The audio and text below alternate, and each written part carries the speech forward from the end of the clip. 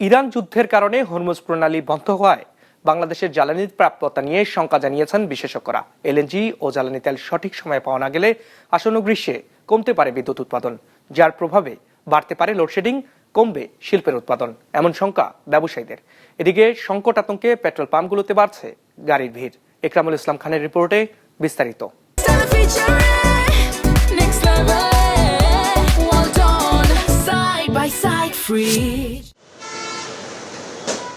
দেশে জ্বালানি তেলের মজুদ দ্রুত ফুরিয়ে আসছে এমন খবরে তেল কিনতে এসেছেন এই মোটর বাইক চালক। সাধারণ সময়ে 2 লিটার তেল কিনলেও আজ তেল নিচ্ছেন ট্যাঙ্কি ভরে। জানালেন সংকটে দাম বাড়তে পারে, এজন্য বাড়তি তেল কেনা। একই আতঙ্কে গাড়ি ও ট্রাক চালকরাও বেশি করে তেল কিনছেন। শুনতেছি যে দাম বাড়তে পারে, ফেসবুকে দেখলাম যে দাম বাড়তে পারে সামনে, যার কারণে আসলে ট্যাঙ্কি একদম ফুল করে নিয়ে নিচ্ছে। এটা তো স্বাভাবিক, মনে হয় পাওয়া যাবে না, বন্ধ হয়ে যাবে অটো। তেল তো মোটামুটি ভালোই চলতেছে, মানুষ জানতেছে যে বুঝতে চাইতেছে যে তেলের দামটা বাড়বে, এই জন্য তেলটা অনেকে ফুল করে নিচ্ছে আর কি। সরকারের হিসেব বলছে বর্তমানে ব্যবহারযোগ্য জ্বালানি তেলের মধ্যে ডিজেলের মজুদ আছে 12 দিনের, পেট্রোল 13 দিন আর অকটেন চলবে 26 দিন।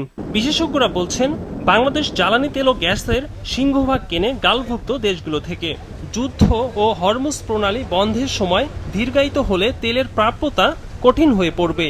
এছাড়া সরকারের বিদ্যুৎ ও জ্বালানি খাতে ৭৬,০০০ কোটি টাকা দেনা থাকায় নতুন বাজার থেকে জ্বালানি কেনাও সময় সাপেক্ষ। কিনে আনার পয়সাটা পাবো কোথায়? আমার এখনই বকেয়া থাকছে। এই বকেয়া, বাকি বকেয়া আমি সংকলন করতে পারছি না। কোন রকম ভাবে জোড়াতালি দিয়ে টাকা দেওয়ার কথা আমি ভাবছিলাম বিদ্যুতের ভর্তুকি, যে ঠিক আছে আমি দিতে পারবো, কিন্তু এসব জায়গায় যদি দাম বেড়ে যাওয়ার কারণে আরো ভর্তুকি বেড়ে যায়, তাহলে তো এগুলো না ব্যবহার করে আমাকে জ্বালানি দুর্ভিক্ষের শিকার হতে হবে। আমি জ্বালানি বুভুক্ষার শিকার ভয়রকম ভাবে হব। আর জ্বালানি বুভুক্ষার শিকার হওয়া মানে অর্থনীতি ভয়ানক রকমের সংকটে পড়ে যাওয়া এবং দেশ দেউলিয়া হওয়ার, উপক্রম হওয়ার মতো অবস্থায় চলে যেতে পারে। এই আশঙ্কা না করার কোনো কারণ নেই। জ্বালানি সরবরাহ ব্যাহত হলে শিল্প কারখানার উৎপাদনে স্থবিরতা নেমে আসবে, এমন শঙ্কার কথা বলছেন ব্যবসায়ীরা।